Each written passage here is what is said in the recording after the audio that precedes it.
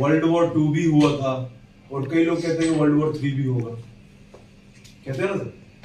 अब पता नहीं होगा नहीं होगा, लेकिन एक बात तो पक्की है कि एक चीज जरूर होगी कभी ना कभी दुनिया के अंदर, और पूरा अंदाजा है कि शायद ये जल्दी ही हो जाए। वो होगा मैग्नेटिक अटैक। एक बहुत बड़ा मैग्नेटिक बॉम्ब हर एक कंट्री तैयार कर रही है। उसका मेजर मकसद ये है, उसने किसी इंसान को नहीं मारना, उसने इंसानों के बनाए गए बिजनेस को मारना है। अगर बिजनेस को मार दिया तो इंसान को भी तो खुद ब खुद गुलाम बन जाता है।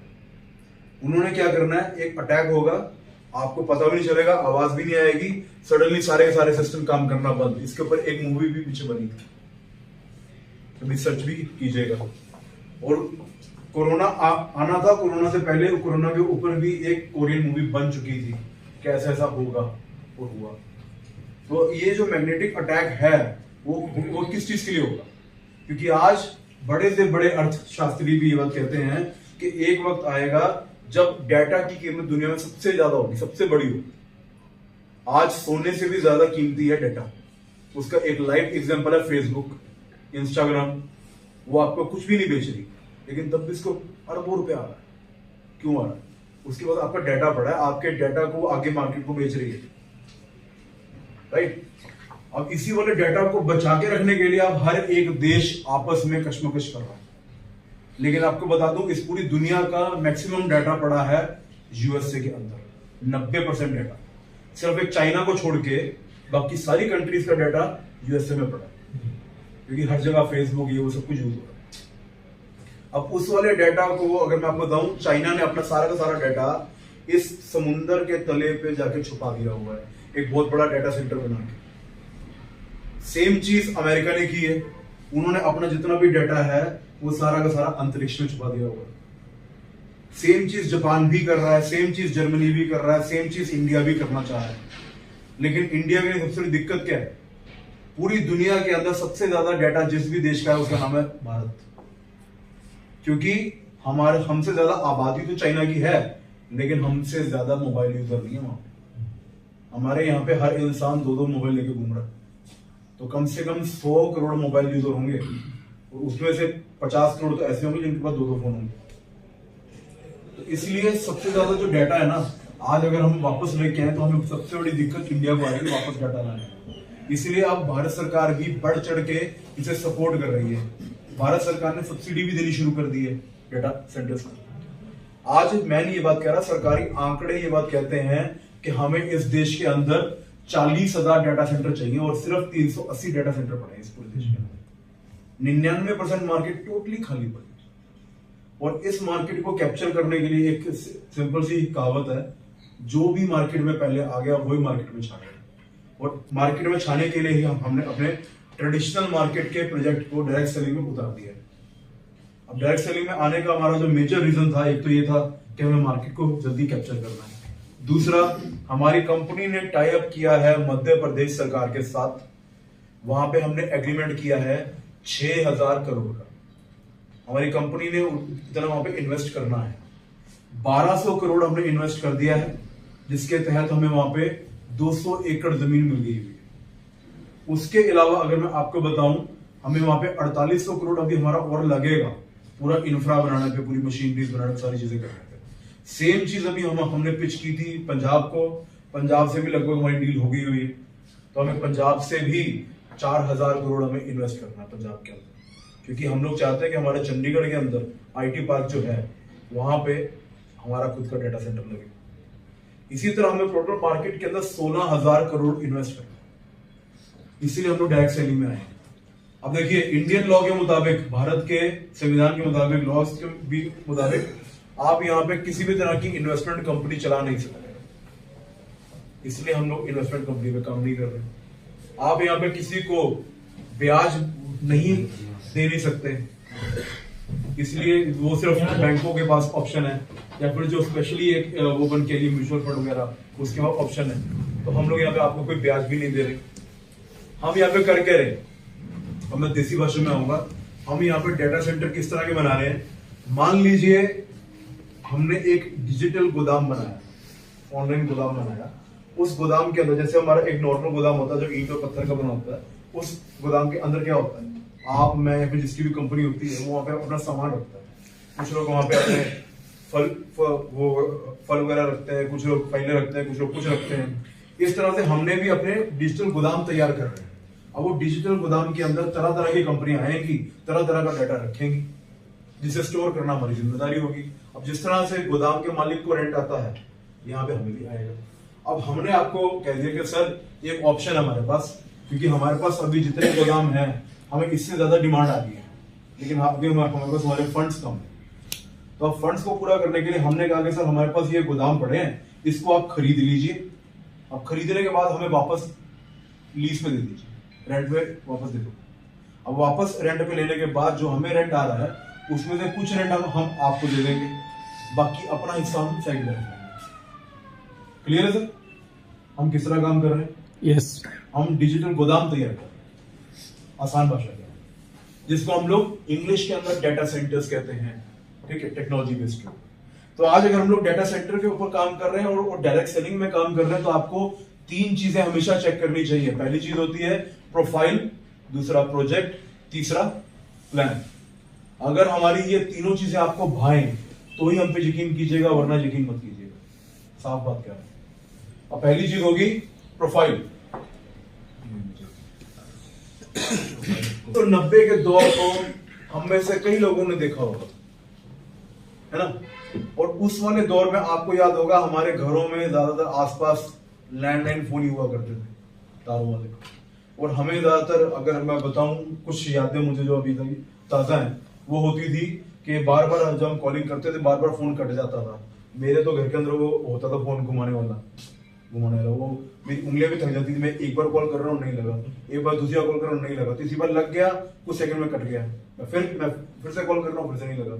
ऐसा होता था हमारे साथ, सबके साथ। और अगर मैं एक छोटा सा एक लाइव एग्जांपल बताऊं, आज भी आप सबके घरों में कोई ना कोई ऐसा बुजुर्ग मौजूद होगा जो फोन पे ऊंची आवाज में बात करता होगा। उन्हें लगता है कि आवाज ही नहीं आती। ये इस कारण था कि हमारे देश के अंदर तब जो टेक्नोलॉजी थी वो थी एम्पलीफायर टेक्नोलॉजी। फिर राजीव गांधी जी जब आए तो राजीव गांधी जी ने ये थोड़ा सा बीड़ा उठाया, उन्होंने जापान को पिच किया। जापान को पिच करने के बाद जापान से हम यहाँ पे फाइबर टेक्नोलॉजी लेकर आए। और फाइबर टेक्नोलॉजी आपने देखा होगा, सड़कों को पटने के बाद साइडों पे तारे वगैरह डाली गई थी, वहां से शुरुआत हुई थी फाइबर की। अब फाइबर हम देश में ले तो आए, लेकिन उससे पहले सीखना, समझना और आगे समझाते हुए लागू करना सबसे बड़ी जिम्मेदारी का काम। अब मान लीजिए आपके पास दुनिया का सबसे आधुनिक क्वालिटी वाला, सबसे बेस्ट क्वालिटी वाला एरोप्लेन मौजूद है, लेकिन पूरे देश में किसी को चलाना ही नहीं आता है वो किसी काम का। इसलिए उस टेक्नोलॉजी को देश में लागू करने के लिए 3 दिग्गज लोगों को टेलीकॉम डिपार्टमेंट से, मतलब कि टेलीफोन के डिपार्टमेंट से चूज किया गया। उनमें से एक नाम है सरदार रंजीत सिंह संधू जी, और ये वही संधू साहब हैं जो हमारी कंपनी के प्रेसिडेंट। उन्हीं की देख रेख के अंदर हमारा ये सारा काम हुआ। और उनके जो से बेटे हैं सुपुत्र, उनके सरदार नवजोत सिंह संधू जी, वो उन्होंने खुद को बिजनेस के अंदर साबित किया। अब मैं आऊंगा प्रोफाइल के पार्ट के ऊपर। जब आपसे मैंने थोड़ी हिस्ट्री बता दी, तो आज प्रेजेंट में हम कहां पे स्टैंड होते हैं वो आपके सामने मैं पेश करना चाहूंगा। आप उस पर चेकआउट कर सकते हैं सब लोग। तो देखिए, जब 2016 के अंदर हमारा पहला प्रोजेक्ट स्टार्ट हुआ था by the name my internet. अब जब माई इंटरनेट आया तो ऑटोमेटिकली माई वाईफाई की डिमांड भी आई। हमने माई वाईफाई भी लॉन्च कर दिया, क्योंकि अब दौर है वाईफाई का। आज हमारे करंटली पंजाब हरियाणा के अंदर ही 50,000 से ज्यादा रेगुलर कस्टमर मौजूद हैं। अगर ये 50,000 बंदा सिर्फ 500 रुपए का रिचार्ज ही करता हो तो हमें अच्छा खासा पैसा मंथली बेस पे आ रहा है। इसके अलावा 18 और स्टेट के अंदर भी हम लोग काम कर रहे हैं। किस तरह से कच्चा माल हमारा, रॉ हमारा, और ठप्पा किसी और का, ब्रांडिंग किसी और की। जिस तरह से आपने देखा होगा पीछे सिटी केबल वालों ने भी इंटरनेट देना शुरू किया था, बट उनका ना कोई टावर था, ना कोई फाइबर था। वो क्या करते थे, मार्केट से माल उठाते थे, अपना ठप्पा लगाते थे, बेचते थे। इसी तरह से आज कई और कंपनीज भी काम कर रही है हमारे साथ मिलके, जहां से 50% में पैसा आ रहा है। उसके अलावा वीपी ब्रॉडबैंड प्राइवेट लिमिटेड, ये हमारी पेरेंट कंपनी है। इसके साथ आपका जितना लेन देन का हिस्सा होगा इसी के साथ होगा, वीपी के साथ। उसके अलावा अगला नाम है स्काई प्रो। आप सब लोग शायद आज के वक्त पे सोनी लिव ऐप या फिर जियो टीवी का इस्तेमाल कर रहे होंगे। ये सेम हमारा वही वाला प्रोजेक्ट है, जिसको हमने कोलैबोरेशन में शुरू किया है BSNL के साथ कोलैबोरेशन करके। इसके ऊपर ऑलरेडी 400 प्लस चैनल चल रहे हैं लाइव। इसी तरह सर माई क्लाउड कैम हमारी एक और सर्विस, ये वाली सर्विस क्या करती है, आपके सिक्योरिटी को डबल सिक्योरिटी देती है। जैसे हमने हर तरफ कैमरास लगा लिए, लेकिन एंड में होता क्या है, चोर आता है कैमरा उखाड़ के ले जाता है, कैमरा का डीवीआर बाहर निकाल लेता है, या फिर कैमरा तोड़ के वहां से चला जाता है। अब यहाँ पे आपके पास फुटेज नहीं आती, आपको पता नहीं चलता कौन आया था, क्या हुआ। हमने जो ये सर्विस दे दी, इसके अंदर आपका चाहे वो कैमरा पूरा का पूरा निकाल के ले जाए, चाहे वो जो मर्जी कर दे, आपका जितना भी वो वीडियो होगा वो सारा हमारे क्लाउड के अंदर स्टोर हो जाएगा। सेम उसी तरह जिस तरह आपका चाहे फोन खराब हो जाए, उसको वापस ठीक करने के बाद आप सारा गूगल के थ्रू सारा सामान वापस निकाल लेंगे क्लाउड के थ्रू, राइट? ऐसे ही होता है। तो ये हमारी वही सर्विस है। इसके रिगार्डिंग एक छोटी सी डील, एक काफी बड़ा मॉल है, काफी बड़ा बिजनेस का ग्रुप है, इसका नाम है होमनेट। उनका यहाँ पे मॉल है सीपी मॉल, मॉली में काफी बड़ा मॉल है। आप अगर चाहें तो उसको विजिट भी कर सकते हैं। वहां पे जितनी ये फाइबर बिछी है जिसके थ्रू सारा इंटरनेट आ रहा है, वो सारी हमारी कंपनी ने ही बिछाई हुई है। इंटरनेट वहां पे जो चल रहा है हमारी कंपनी का चल रहा है, वाईफाई हमारी कंपनी का वहां पे चल रहा है। इसके अलावा उन्हें पंजाब सरकार की स्ट्रिक्ट हिदायत थी, इंस्ट्रक्शन थी कि आपने 1 साल का डाटा जितना भी कैमरास का है वो सारा स्टोर करके रखना। अगर वो खुद करते हैं तो काफी तामझाम वाला काम था, चप्पे चप्पे पे कैमरा लगा। इसलिए उन्होंने हमारी इस वाली डील को हाँ करते हुए अपना सारा डाटा हमारे क्लाउड के अंदर स्टोर करना शुरू कर दिया है, जिसके लिए हमें वो 36 लाख रुपए 1 साल का पे भी कर रहे हैं। उसके बाद हम लोग एंटरटेनमेंट के अंदर भी अपनी पारी शुरू करने वाले हैं। एंटरटेनमेंट इंडस्ट्री आपको मालूम होगा सबसे बड़ी इंडस्ट्री है आज के वक्त पे। आपकी 1 करोड़ की बनाई फिल्म कुछ ही महीनों में 100 करोड़ रुपए कमाने की काबिलियत भी रखती है। इसलिए हमने अपना OTT भी अभी लॉन्च किया बाय द नेम अश्के। अब अगर मैं बात करूं OTT के एग्जांपल की, आप में से कुछ लोग नेटफ्लिक्स देखते होंगे। अभी जब वर्ल्ड कप चल रहा था सब लोग हॉटस्टार देख रहे थे, वो सब OTT थी। और पूरे पंजाब के अंदर इस वक्त सिर्फ एक ही OTT काम कर रहा है, जिसका नाम है चौपाल, दूसरा हमारा होगा। और चौपाल की भी अगर मैं आपसे बात करूं, आज बहुत बड़ा नाम हो गया है, उसका भी सारा का सारा डाटा हमारे पास ही स्टोर होता है, जिसके सारे बिलिंग की डिटेल भी हमें बस पड़े हैं कि हमें वो कितना पैसा दे रहे हैं महीने का। उसके अलावा अगला नाम है real estate sector. Sir real estate की अगर मैं आपसे बात करूं तो हम लोग आंगन रियल्टी के नाम से मार्केट में काम कर रहे हैं। हमारे पास कई जगहों पे प्रॉपर्टीज भी मौजूद हैं जहां से हमें अच्छा खासा पैसा आ रहा है। मोर ओवर हम लोग अगर मैं बात करूं माई ईवी पॉइंट की, अगला नाम है माई ईवी पॉइंट। ये भी हमारी एक ऐसी सर्विस है जो मार्केट में शुरू हो गई हुई है। यहाँ पे हम लोग चार्जिंग के पॉइंट्स लगा रहे हैं इलेक्ट्रॉनिक व्हीकल के लिए, जो बिजली पे चल रही है, जो गाड़ी होती है, बैटरी पे चल रही है गाड़ी होती है, उनका हम लोग चार्जिंग पॉइंट्स यहाँ पे इंस्टॉल कर रहे हैं। हमने लगभग 2-3 जगह पे तो लगा दिए हुए हैं। अब हमारा टारगेट है 2024 के एंड तक हम लोग जितना भी J&K से लेकर दिल्ली तक का NH1 है, नेशनल हाईवे 1, उसको वहां पे हम लोग कम से कम 40 से 50 इस तरह के ईवी पॉइंट लगा देंगे, चार्जिंग पॉइंट लगा देंगे। जिस तरह से आप मान लीजिए 40-50 पेट्रोल पंप को पैसा आता है डेली बेस पे, उस तरह हमें भी आएगा चार्जिंग के ऊपर। अगर आप इसका लाइव एग्जांपल देखना चाहते हो तो जहां पे अपने नीचे गाड़ी पार्क की है उधर ही साथ में ये ईवी की हमारी मशीन लगी हुई है, आप चेक भी कर सकते हैं। उसके अलावा हम लोग IT फील्ड में भी काम कर रहे हैं।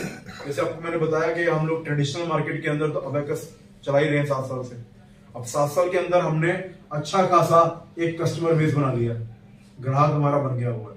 अब उनकी कई ऐसे ग्राहक हैं जो हमें बार बार कह रहे हैं कि सर और स्पेस बनाइए, हमें और स्पेस चाहिए। तो इसीलिए हमें आप सब लोगों की जरूरत है। अब आपको कुछ मैं नाम बताता हूं हमारे ग्राहकों के। देखिए आपने शायद एक ऐप का नाम सुना होगा जिसका नाम है वॉचो ऐप। वॉचो नाम सुना, सर्च करो। उसने क्या किया है, इंडिया के जितने भी OTT हैं उसने सारे के सारे उठा के एक ही ऐप पर डाल दिए। उसको आज भी पूरे देश के अंदर 1 करोड़ लोग यूज करते हैं। वो भी बहुत जल्दी हमसे स्पेस लेने वाला है, जबकि वो हमसे मांग रहा है स्पेस। हम लोग अभी स्पेस क्रिएट कर रहे हैं, जनवरी तक वो उनकी स्पेस क्रिएट हो जाएगी। जनवरी ऑनवर्ड्स वो हमारा सारा का सारा स्पेस यूज करना शुरू कर देंगे। उसके अलावा दूसरा नाम चौपाल, आपको मैंने बता दिया है, चौपाल का डाटा हमारे पास है।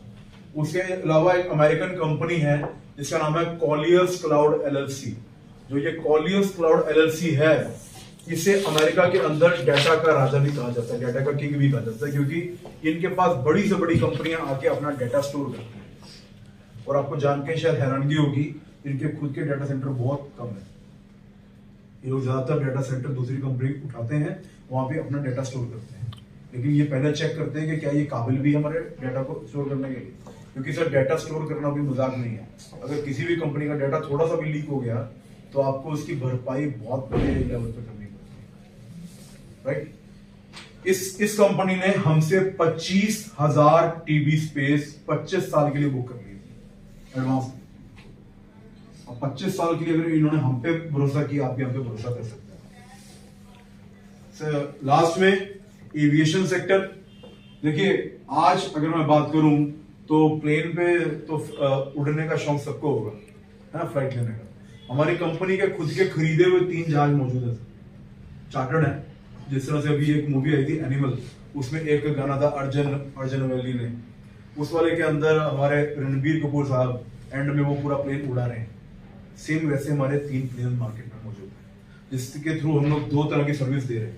एक है माई एयर एम्बुलेंस, दूसरा है माई जेट। अगर मैं एयर एम्बुलेंस की बात करूं तो देखिए सर, एक एम्बुलेंस होती है जो बाय रोड जाती है, हमारे वाली एम्बुलेंस पेशेंट को लेके बाय एयर जाती है, ठीक है। सेकेंडली अगर मैं माई जेट की बात करूं तो हमारे चार्टर्ड प्लेन की सर्विस है, जिसके थ्रू अगर मैं बात करूं अभी करंटली इसको सचिन तेंदुलकर इस्तेमाल कर चुके हैं, पूरा का पूरा जहाज यहाँ पे बुक होता है। तो इस तरह से सचिन तेंदुलकर, आमिर खान साहब, सैफ अली खान साहब, अदर देन दैट आजकल एक नाम बहुत सुर्खियों में रहता है, बागेश्वर धाम वाले बाबा जी, वो भी इसका इस्तेमाल करते रहते हैं। तो सर ये पूरा का पूरा तामझाम, पूरा का पूरा ग्रुप ऑफ कंपनीज आपसे शेयर करने का जो मेरा मेजर मकसद था वो ये था कि आपको एक बात तो साबित हो जाए कि हम लोग यहाँ पे ऑलरेडी धंधा कर रहे हैं। हमारी ऑलरेडी 150 करोड़ से लेके 200 करोड़ की सालाना टर्नओवर है। टर्नओवर, प्रॉफिट कमी होता है उससे, ठीक है। लेकिन अगर मैं बात करूं हमारे यहाँ पे, हम लोग सिर्फ अपने कहता अकेले इस पे डिपेंडेंट नहीं, अबैकस के ऊपर, क्लियर है। हमें अगर अपने खर्चे पूरे करने हैं, हमें अगर अपनी कमिटमेंट पूरी करनी है, हम लोग यहाँ से भी पैसा निकाल सकते हैं। हमें ट्रेडिंग वगैरह पे जाने की जरूरत ही नहीं है, हमें यहाँ से ही रेवेन्यू आ रहा है, मल्टीपल सोर्स ऑफ इनकम है हमारे पास, राइट। क्लियर हो गया यहाँ तक बात? अलाउ कर रहा है तो वो 47,40,000 रुपए लगा के हमसे पूरा एक सिंगल टीबी का पूरा सर्वर खरीद सकता। तो सर 47,40,000 रुपए लगा के उनका वो मालिक तो बन गए एक सिंगल टीबी के, लेकिन उन्हें यहाँ पे मिलेगा क्या? 1,98,984 रुपए का रेंट हर महीने 10 साल के लिए। उसके अलावा लेकिन अगर कोई इंसान छोटे से शुरू करना चाहता है वो 28,780 रुपए लगाकर हमसे एक सिंगल टीवी खरीद सकता है, जहां पे उनको 1,012 रुपए का रेंट आएगा हर महीने 10 साल के लिए। उसके बाद 52,530 रुपए का पैकेज, यहाँ पे आपको 1,899 रुपए का रेंट आएगा हर महीने 10 साल के लिए। 1,30,200 रुपए का पैकेज, 4,735 रुपए का रेंट आएगा हर महीने 10 साल के लिए। 2,58,000 रुपए का पैकेज, जहां पे आपको 9,485 रुपए का रेंट आएगा हर महीने 10 साल के लिए। 6,18,000 रुपए का पैकेज, जहां पे आपको 23,952 रुपए का रेंट आएगा हर महीने 10 साल के लिए। 12,20,000 रुपए का पैकेज, जहां पे आपको 48,754 रुपए का रेंट आएगा हर महीने 10 साल के लिए। 23,82,000 रुपए का पैकेज, यहाँ पे आपको 98,070 रुपए का रेंट आएगा हर महीने 10 साल के लिए। तो सर ये जो पैकेज है इसके अंदर हमने पहले से जीएसटी डाला हुआ है, आपको अलग से जीएसटी देने की जरूरत नहीं है। मोर देन दैट हम आपको अगर जीएसटी काट रहे हैं तो हमारा देखो फर्ज है हम आपको बिल भी दें, तो बिल जैसे आपको मिलेगा, अगर आपका कहते हैं आपके पास जीएसटी नंबर है तो आप अपने सीए के थ्रू 18% वापस क्लेम भी कर सकते हैं। मोर ओवर आपको यहाँ पे जितना भी रेंट आना है उसके अंदर कटौती होगी 7%। 5% कटेगा हमारा मेंटेनेंस चार्ज, रख रखाव करने का चार्ज। सेकेंडली दूसरा कटेगा हमारा टीडीएस टैक्स, तो 7% कटता है। मान लीजिए किसी इंसान को यहाँ पे मेंशन है 1,012 रुपए का रेंट आना है, तो नेट उसके खाते के अंदर 944 रुपए का रेंट आता है हर महीने 10 साल में। 10 साल ही क्यों? क्योंकि इसकी जिंदगी ही 10 साल की होती है।